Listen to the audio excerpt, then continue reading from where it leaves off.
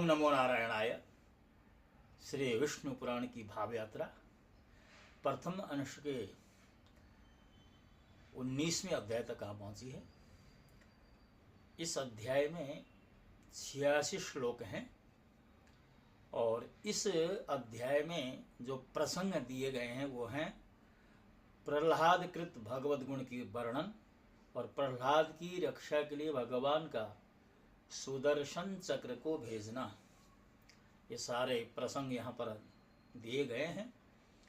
पराशर जी कहते हैं कि हिरण्यकशिपु ने कृत्य को भी विफल हुई सुन, अर्थात पिछले अध्याय में कृत्य की चर्चा थी तो उसी प्रसंग को निरंतरता देते हुए कहते हैं जब कृत्य अभी विफल हुई है अपने उद्योग में तो हिरण्यकशिपु ने अपने पुत्र प्रहलाद को बुलाकर उनके इस प्रभाव का कारण पूछा। हिरण्यकशिपु कहता है कि अरे प्रहलाद, तू बड़ा प्रभावशाली है, तेरी ये चेष्टाएं मंत्रादि जनित हैं या स्वाभाविक ही हैं। तो पराशर जी बोले, पिता के इस प्रकार पूछने पर दैत्य कुमार प्रहलाद जी ने उसके चरणों में प्रणाम कर इस प्रकार कहा। प्रहलाद जी कहते हैं कि पिताजी, मेरा यह प्रभाव न तो मंत्रादि जनित है और न स्वाभाविक ही है, बल्कि जिसके हृदय में श्री अच्युत भगवान का निवास होता है उनके लिए यह सामान्य बात है। जो मनुष्य अपने समान दूसरों का बुरा नहीं सोचता, अर्थात कोई कारण न रहने से उसका भी कभी बुरा नहीं होगा। जो मनुष्य मन वचन या कर्म से दूसरों को कष्ट देता है, उसके उस परपीड़ा रूप बीज से ही उत्पन्न हुआ उसको अत्यंत अशुभ फल प्राप्त होता है। अपने सहित समस्त प्राणियों में श्री केशव को वर्तमान समझकर मैं न तो किसी का बुरा चाहता हूँ और न कहता या करता ही। इस प्रकार सर्वत्र शुभचित्त होने से मुझको शारीरिक, मानसिक, दैविक अथवा भौतिक दुख किस प्रकार हो सकता है। इसी प्रकार भगवान को सर्वभूतमय जानकर विद्वानों को सभी प्राणियों में अविचल भक्ति अर्थात प्रेम रखना चाहिए। पराशर जी कहते हैं, अपने महल की अट्टालिका पर बैठे उस दैत्यराज ने यह सुनकर क्रोधांध हो अपने दैत्य अनुचरों से कहा, यह बड़ा दुरात्मा है, इसे इस 100 योजन ऊंचे महल से गिरा दो, जिससे यह इस पर्वत के ऊपर गिरे और शिलाओं से इसके अंग जो है छिन्न भिन्न हो जाए। तब उन समस्त दैत्य और दानवों ने उन्हें महल से गिरा दिया और वे भी उनके ढकेलने से हृदय में श्री हरि का स्मरण करते हुए नीचे गिर गए। भगवान केशव के परम भक्त प्रहलाद जी के गिरते समय उन्हें जगत धात्री पृथ्वी ने निकट जाकर अपनी गोदी में ले लिया।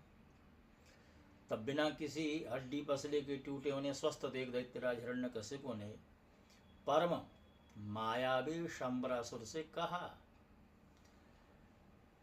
हिरण्यकशिपु बोला, यह दुर्बुद्धि बालक कोई ऐसी माया जानता है जिससे यह हमसे नहीं मारा जा सकता, इसलिए आप माया से ही इसे मार डालो। शंबरासुर बोला, हे दैत्येंद्र, इस बालक को मैं अभी मार देता हूं, तो मेरी माया का बल देखो। मैं तुम्हें सैकड़ों हजारों करोड़ों मायाएं दिखा सकता हूं। पराशर जी कहते हैं, तब उस दुर्बुद्धि शंबरासुर ने समदर्शी प्रहलाद के लिए उनके नाश की इच्छा से बहुत सी माया रची, किंतु हे मैत्रेय, शंबरासुर के प्रति भी सर्वथा द्वेषहीन रहकर प्रहलाद जी सावधान चित्त से श्री मधुसूदन भगवान का स्मरण करते रहे। उस समय भगवान की आज्ञा से उनकी रक्षा के लिए वहां ज्वाला मालाओं से युक्त सुदर्शन चक्र आ गया। उस शीघ्रगामी सुदर्शन चक्र ने उस बालक की रक्षा करते हुए शंबरासुर की सहस्रों मायाओं को एक एक करके नष्ट कर दिया। तब दैत्यराज ने सबको सुखा डालने वाले वायु से कहा, मेरी आज्ञा से तुम शीघ्र ही इस दुरात्मा को नष्ट करो। अतः उस अति तीव्र शीतल और रुक्ष वायु ने, जो अति हसनीय था, जो आज्ञा कह उनके शरीर को सुखाने के लिए उसमें प्रवेश किया, अपने शरीर में वायु का आवेश हुआ जान दैत्य कुमार प्रहलाद ने भगवान धरणीधर को याद किया। उनके हृदय में स्थित हुए जनार्दन ने क्रुद्ध होकर उस भीषण वायु को पी लिया और उससे वह क्षीण हो गया। इस प्रकार पवन और संपूर्ण मायाओं के क्षीण हो जाने पर महामति प्रहलाद जी अपने गुरु के घर चले गए। तदनंतर गुरु जी उन्हें नित्य प्रति शुक्राचार्य जी की बनाई हुई राज्य फल प्रदायिनी राजनीति का अध्ययन कराने लगे। तब गुरु जी ने उन्हें नीति शास्त्र में निपुण और विनय संपन्न देखा तो उनके पिता से कहा, अब यह सुशिक्षित हो गया है।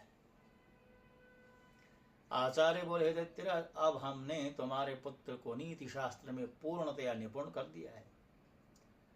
भृगुनंदन शुक्राचार्य जी जो कुछ कहा है उसे प्रहलाद तत्वतः जानता है। हिरण्यकशिपु बोला, प्रहलाद, यह तो बता, राजा को मित्रों से कैसा बर्ताव करना चाहिए और शत्रुओं से कैसा, तथा त्रिलोकी में जो मध्यस्थ अर्थात दोनों पक्षों के हित चिंतक हैं हों उनसे किस प्रकार आचरण करना चाहिए। मंत्रियों, अमात्यों, भाई और अंतःपुर के सेवकों, गुप्तचरों, पुरवासियों, शंकितों जिन्हें जीत कर बलात् दास बना लिया गया हो तथा अन्य जनों के प्रति किस प्रकार का व्यवहार करना चाहिए। हे प्रहलाद, यह ठीक ठीक बता कि करने और न करने योग्य कार्यों का विधान किस प्रकार करे। दुर्ग और आटविक अर्थात जंगली मनुष्य आदि को किस प्रकार वशीभूत किया जाए और गुप्त शत्रु कांटे को कैसे निकाला जाए, यह सब तथा जो भी कुछ तूने पढ़ा हो वह सब मुझे सुना। मैं तेरे मन के भावों को जानने के लिए उत्सुक हूं। पराशर जी कहते हैं, जब विनय भूषण प्रहलाद जी ने पिता के चरणों में प्रणाम कर दैत्यराज हिरण्यकशिपु से हाथ जोड़ करके कहा, प्रहलाद जी बोले, पिताजी, इसमें संदेह नहीं, गुरु जी ने तो मुझे इन सभी विषयों की शिक्षा दी और मैं उन्हें समझ भी गया हूँ, परंतु मेरा विचार है कि वे नीतियाँ अच्छी नहीं हैं। साम, दान तथा दंड और भेद ये सब उपाय मित्रादि के साधने के लिए बतलाए गए हैं, किंतु पिताजी आप क्रोध न करें, मुझे तो कोई शत्रु मित्र आदि दिखाई ही नहीं देते, और हे महाभाव, जब कोई साध्य ही नहीं तो इन साधनों में लगने से क्या प्रयोजन है। हिता सर्वभूतात्मा जगन्नाथ जगन्मय परमात्मा गोविंद में भला शत्रु मित्र की बात कहाँ है। श्री विष्णु भगवान तो आप में, मुझ में और अन्यत्र सभी जगह वर्तमान है, फिर यह मेरा मित्र है या शत्रु, ऐसे भेदभाव को के लिए स्थान है ही कहाँ। हे दैत्यराज, अज्ञान के कारण मनुष्यों की अविद्या में विद्या होती है। बालक क्या अज्ञानवश खद्योत को ही अग्नि नहीं समझ लेता। कर्म वही है जो बंधनों का कारण न हो और विद्या वही है जो मुक्ति की साधिका हो। इसके अतिरिक्त और कर्म तो परिश्रम रूप तथा अन्य विद्याएं कला कौशल मात्र ही हैं। ये महाभाग, इस प्रकार इन सब को असार समझकर अब आपको प्रणाम कर मैं उत्तम सार बताता हूँ, श्रवण करें। राज्य पाने की चिंता किसी नहीं होती और धन की अभिलाषा भी किसको नहीं है, तथापि ये दोनों मिलते उन्हीं को हैं जिन्हें मिलने वाले होते हैं। ये महाभाग महत्व प्राप्ति के लिए सभी यत्न करते हैं, तथापि वैभव का कारण तो मनुष्य का भाग्य ही है। हे प्रभु, जड़ अविवेकी निर्बल और अनीतिज्ञों को भी भाग्यवश नाना प्रकार के भोग और राज्य आदि प्राप्त होते हैं। इसलिए जिसे महान वैभव की इच्छा हो उसे केवल पुण्य संचय का ही यत्न करना चाहिए। देव, मनुष्य, पक्षी, वृक्ष और सरीसृप ये सब भगवान विष्णु से भिन्न से स्थित हुए भी वास्तव में श्री अनंत के ही रूप हैं। इस बात को जानने वाला पुरुष संपूर्ण चराचर जगत को आत्मवत देखता है, क्योंकि यह सब विश्व रूपधारी भगवान विष्णु ही हैं। ऐसा जान लेने पर वे अनादि परमेश्वर भगवान अच्युत प्रसन्न होते हैं। उनके प्रसन्न होने पर सभी क्लेश नष्ट हो जाते हैं। पराशर जी कहते हैं, यह सुनकर हिरण्यकशिपु ने क्रोध पूर्वक अपने राज सिंहासन से उठकर पुत्र प्रहलाद की छाती में लात का प्रहार किया और क्रोध तथा अमरस से जलते मानव संपूर्ण संसार को मार डालेगा, इस प्रकार हाथ मलता हुआ बोला, हे विप्रचित्ते, हे राहो, हे बल, तुम लोग इसे भली भांति नागपाश से बांध कर महासागर में डाल दो, देरी मत करो, नहीं तो संपूर्ण लोक और दैत्य दानव आदि भी इस मूढ़ दुरात्मा के मत का ही अनुगमन करेंगे। हमने इसे बहुतेरा रोका, तथापि यह दुष्ट शत्रु की ही स्तुति किया जाता है। ठीक है, दुष्टों को तो मार देना ही लाभदायक होता है। पराशर जी कहते हैं, तब उन दैत्यों ने अपने स्वामी की आज्ञा को सिरोधार्य कर तुरंत ही उन्हें नागपाश से बांधकर समुद्र में डाल दिया। उस समय प्रहलाद जी के हिलने डुलने से संपूर्ण महासागर में हलचल मच गई और अत्यंत क्षोभ के कारण उसमें सब और ऊंची ऊंची लहरें उठने लगी। हे महामते, उस महान जलपूर से संपूर्ण पृथ्वी को डूबते देख हिरण्यकशिपु ने दैत्यों से इस प्रकार कहा, अरे दैत्यों, तुम इस दुर्मति के समुद्र के भीतर ही किसी ओर से खुला न रखकर सब ओर से संपूर्ण पर्वतों से दबा दो। देखो, इसे न तो अग्नि ने जलाया, न यह शस्त्रों से कटा, न सर्पों से नष्ट हुआ, और न वायु विश्व कृत्य से क्षण हुआ, तथा यह मायाओं से भी ऊपर है। अतः अब यह पर्वतों से लादा हुआ हजारों वर्ष तक जल में ही पड़ा रहे, इससे यह दुर्मति स्वयं ही प्राण त्यागेगा। तब दैत्य दानवों ने उसे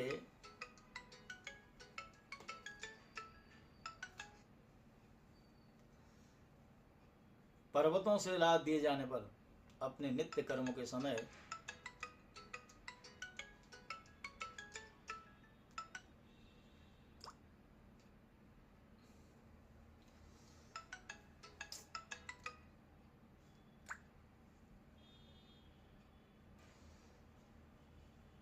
तो प्रहलाद जी की जी स्तुति हुई तो उन्होंने भगवान की स्तुति की और कहा, नमस्ते पुंडरीकाक्ष, नमस्ते पुरुषोत्तम, नमस्ते सर्वलोकात्मन, नमस्ते तिग्मचक्रमणे।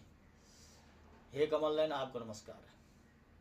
हे पुरुषोत्तम, आपको नमस्कार है। हे सर्वलोकात्मन, आपको नमस्कार है, तथा तीक्ष्ण चक्रधारी प्रभु, आपको नमस्कार है। तो सब प्रकार से प्रहलाद जी ने भगवान की यहाँ पर स्तुति की है। और अंत में नारद जी प्रहलाद जी कहते हैं कि नमो वासुदेवाय तस्मै भगवते सदा व्यतिरिक्त नैस्य अस्ति व्यतिरिक्तो खिलस्य यः। ओम उन भगवान वासुदेव को सदा नमस्कार है जिनसे अतिरिक्त और कोई वस्तु नहीं है, जिनके पर स्वरूप को न जानते हुए ही देवतागण उनके अवतार शरीरों का सम्यक दर्शन करते हैं, उन महात्मा को नमस्कार है। जिनसे यह जगत सर्वथा भिन्न है, उन विष्णु भगवान को नमस्कार है। जिनसे यह संपूर्ण विश्व ओतप्रोत है, अक्षर अव्यय और सबके आधारभूत हरि को नमस्कार है। भगवान अनंत सर्वगामी है, वे ही मेरे रूप में स्थित हैं, इसलिए यह संपूर्ण जगत मुझ में ही हुआ है। मैं यह सब कुछ हूँ और मुझ सनातन में यह सब स्थिति है। तो भगवान ने कहा कि मैं ही अक्षय, नित्य और आत्मधार परमात्मा हूँ। तो इसी के साथ साथ इस अध्याय को यहाँ पर विश्राम दिया गया है। ओम नमो नारायण।